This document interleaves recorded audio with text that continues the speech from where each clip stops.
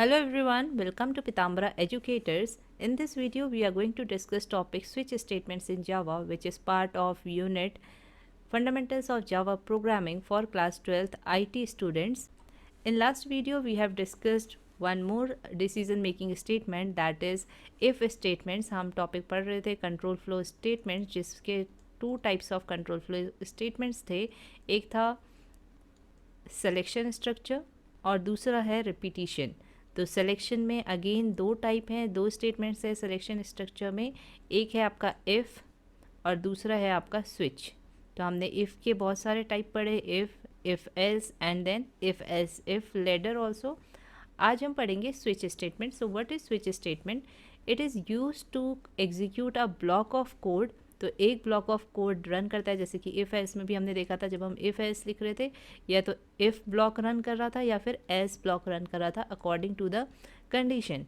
So here also a block runs matching one value out of many possible values. सो बहुत सारी values होती हैं, उनमें से एक वैल्यू मैच करवाते हैं. जो भी वैल्यू मैच करती है उसका जो ब्लॉक होता है, ब्लॉक ऑफ कोड होता है, वो रन करता है. तो यहाँ पे कौन सी वैल्यू होती है? सबसे पहले हम एक्सप्रेशन में जो है एक वैल्यू मेंशन करते हैं, एक्सप्रेशन मेंशन करते हैं. So will see it's syntax और ये कैसे वर्क करता है. तो सबसे पहले हम स्विच लिखते हैं. जैसे हम इफ़ में सबसे पहले इफ़ लिख रहे थे इफ़ स्टेटमेंट के लिए, ऐसे ही स्विच स्टेटमेंट जो है स्विच कीवर्ड से स्टार्ट होता है. सो फर्स्ट ऑफ ऑल वहाँ पे जैसे कंडीशन मेंशन हो रही थी, यहाँ पे एक एक्सप्रेशन मेंशन किया जाता है. Expression is evaluated once. तो सबसे पहले एक्सप्रेशन क्या होता है? इवेलुएट होता है. फॉर एग्जांपल अगर यहाँ पे लिखा है 2+3, ये एक एक्सप्रेशन है, तो ये इवेलुएट हो जाएगा. It's answer will be 5. तो अब यहाँ पे केसेस में क्या होती हैं, वैल्यूज़ दी होती है आपको. जैसे यहाँ पे केस 1, ऐसे फिर केस 2 होगा, केस 3 होगा, 4 होगा, 5 होगा, या फिर मे बी केस 1 हो और सीधे केस 5 हो. और यहाँ पे कुछ इंस्ट्रक्शंस दिए होंगे एग्जीक्यूट करने के लिए. सो लाइक यहाँ पे 5 है. उसके बाद क्या होता है, the value of the expression is compared with the values of each case. तो यहाँ पे अलग अलग केसेस मेंशन होते हैं. जैसे यहाँ पे केस 1 है, फिर इसके लिए कुछ ब्लॉक ऑफ स्टेटमेंट होगा, फिर केस नेक्स्ट होगा, उसके लिए ब्लॉक ऑफ स्टेटमेंट होगा. सो ये जो वैल्यू होगी एक्सप्रेशन की, जो भी वैल्यू आई होगी वैल्यूएट होके, या यहाँ पर डायरेक्ट वैल्यू भी हो सकती है लाइक स्विच 5, तो वो यहाँ केसेस की वैल्यू से मैच होगी. तो जैसे यहाँ पे केस 5 से मैच हो रही है, देन इट विल, जैसे पहले केस 1 से मैच होगी, केस फर्स्ट केस में जो है 1 लिखा हुआ है तो ये मिस मैच हो रहा है. तो यहाँ ये इस ब्लॉक ऑफ कोड में नहीं जाएगी, नेक्स्ट केस पे आ जाएगी. नेक्स्ट केस चेक करेगा, ये मैच हो रहा है, तो इसमें जो भी कोड होगा that will be executed. If there is a match associated block of code is executed. तो उससे रिलेटेड जो भी कोड होता है वो एग्जीक्यूट हो जाता है. The break and default keywords are optional. तो जैसे यहाँ पे ब्रेक कीवर्ड लिखा है और डिफ़ॉल्ट लिखा है, ये क्या होते हैं, ऑप्शनल होते हैं. आप यूज़ कर भी सकते हैं और नहीं भी यूज़ कर सकते हैं. बट इनका यूज़ क्या है? ब्रेक क्या करता है, जैसे ही आपका ये कोड एग्जीक्यूट हुआ और उसके बाद अगर ब्रेक स्टेटमेंट जो है, जैसे ब्रेक आ जाएगा, ये स्टेटमेंट एग्जीक्यूट होगा. तो ब्रेक स्टेटमेंट का मतलब क्या होता है कि आपका जो भी कर्सर है, जो भी कंट्रोल है प्रोग्राम का, वो कहाँ आ जाएगा? Out of this switch block. ये पूरा जो स्विच है इसके बाहर आ जाएगा. इसके बाहर जो इंस्ट्रक्शन लिखा होगा वो एग्जीक्यूट होगा, इनकेस इसके बाहर कोई इंस्ट्रक्शन होगा तो. So control flow of the program will come out of the switch block जब आपका ब्रेक स्टेटमेंट एग्जीक्यूट होगा. सो फॉर एग्जांपल यहाँ पे केस 5 ट्री हो रहा था, यहाँ पे मान लीजिए कुछ प्रिंट स्टेटमेंट है, तो वो एग्जीक्यूट हुआ. उसके बाद जैसे ही ब्रेक आया तो सीधे ये बाहर आ जाएगा. तो सिर्फ केस 5 के अंदर जो ब्लॉक ऑफ कोड होगा दैट विल बी एग्जीक्यूटेड. और डिफ़ॉल्ट कब एग्जीक्यूट होता है? जैसे यहाँ पे एल्स कब एग्जीक्यूट हो रहा था? जब कोई भी कंडीशन ट्रू नहीं हो रही थी, तब लास्ट में एल्स एग्जीक्यूट हो रहा था. ऐसे ही इस केस में क्या होता है, अगर कोई भी केस मैच नहीं हुआ तो लास्ट में क्या होगा, जो भी डिफ़ॉल्ट वाला ब्लॉक ऑफ कोड होगा वो एग्जीक्यूट हो जाएगा. तो डिफ़ॉल्ट मतलब कि कोई भी केस अगर मैच नहीं हुआ इस एक्सप्रेशन वाली वैल्यू से, then default block of code will be executed. तो यहाँ पे हम एग्जाम्पल से समझते हैं. First is int day equals to 4. तो डे की वैल्यू क्या है? 4 है. यहाँ पे स्विच में जो एक्सप्रेशन है that is day. Day variable use हुआ है, तो यहाँ पे क्या हो जाएगा, एक्सप्रेशन की वैल्यू आपकी 4 है. तो अब ये जो यहाँ पे स्विच के अंदर एक्सप्रेशन होता है, जो भी वैल्यू होती है, अब ये केसेस की वैल्यू से मैच होती है. तो ओब्वियसली 1 से मैच नहीं हुई, ये स्किप हो जाएगा. 2 से भी मैच नहीं हुई, 3 से भी मैच नहीं हुई, 4 से मैच हो गई. तो 4 से मैच हुई, यहाँ पे क्या आ जाएगा आपका, system dot print out dot println Thursday. तो आपका आउटपुट आ गया, ये प्रिंट स्टेटमेंट है तो यहाँ से आउटपुट आ गया आपका थर्सडे। ब्रेक, जैसे ही इस इंस्ट्रक्शन के बाद, क्योंकि ये कंडीशन, ये केस जो था मैच हो गया था, इसलिए इससे एसोसिएटेड ब्लॉक आपका ये है, तो ये एग्जीक्यूट हुआ।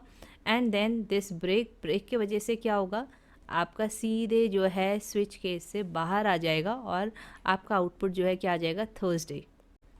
यहाँ पे आपका आउटपुट में सिर्फ थर्सडे आएगा विदाउट कोड्स। ये यहाँ पे जो भी एक्स्ट्रा लिखा हुआ है that should not be the output. यहाँ पे आउटपुट में सिंपल आपका ऐसे थर्सडे लिख के आ जाएगा। नाउ ये ब्रेक जो है ये ऑप्शनल होता है, अगर आप ब्रेक नहीं लगाएंगे तो क्या होगा, इन केस अगर ब्रेक नहीं लिखा हुआ है then all the cases will be executed until and unless this compiler will detect break statement।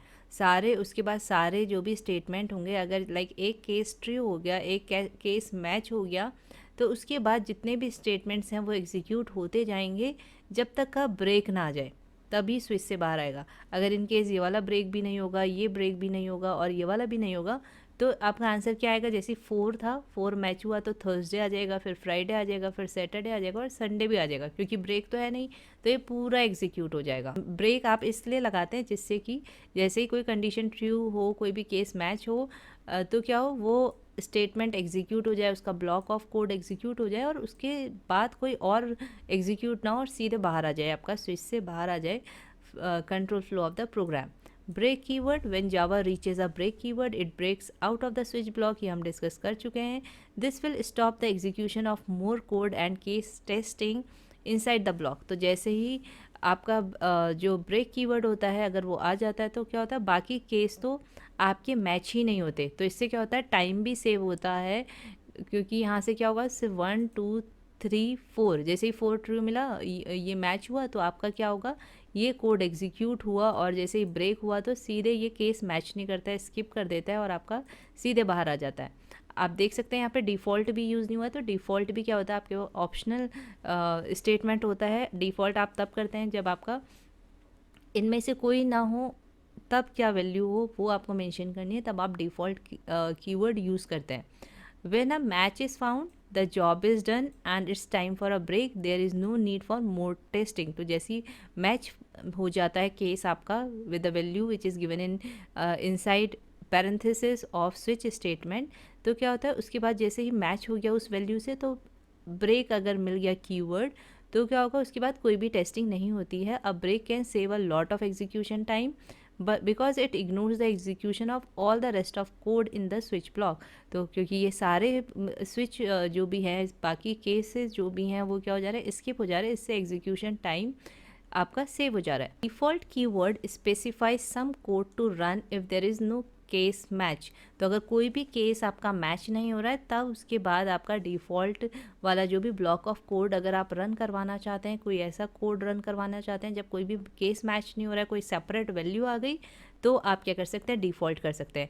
For example, अगर मैंने कस्टमर्स को ऑप्शन दिए हैं कि 1 और 2 प्रेस करें, राइट, तो मैं लिखूँगी केस 1, तो केस 1 में क्या हो, हिंदी लैंग्वेज ऑप्ट हो जाए, तो मैं यहाँ पे हिंदी लैंग्वेज जो भी मतलब इंस्ट्रक्शन में लिखूँगी।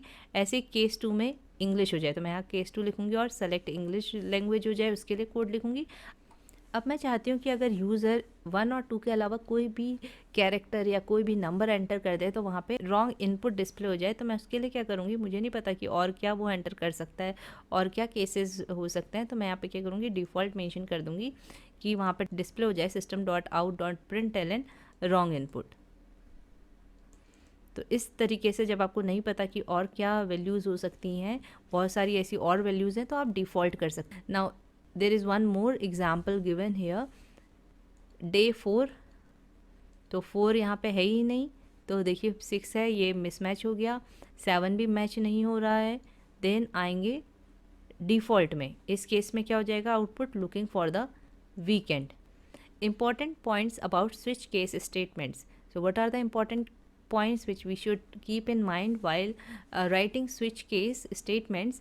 The expression provided in the switch should result in a constant value, otherwise it would not be valid।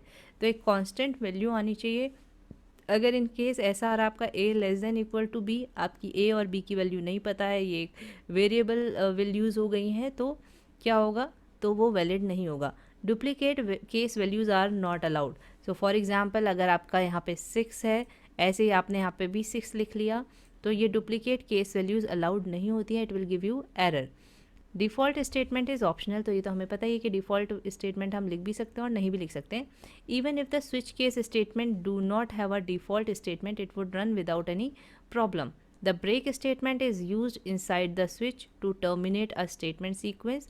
तो अगर हमें स्टेटमेंट सीक्वेंस को टर्मिनेट करना है, पूरा बाहर ले आना है स्विच केस से, तो ही हम ब्रेक स्टेटमेंट लिखते हैं। When a break statement is reach, the switch terminates and the flow of control jumps to the next line following the switch statement.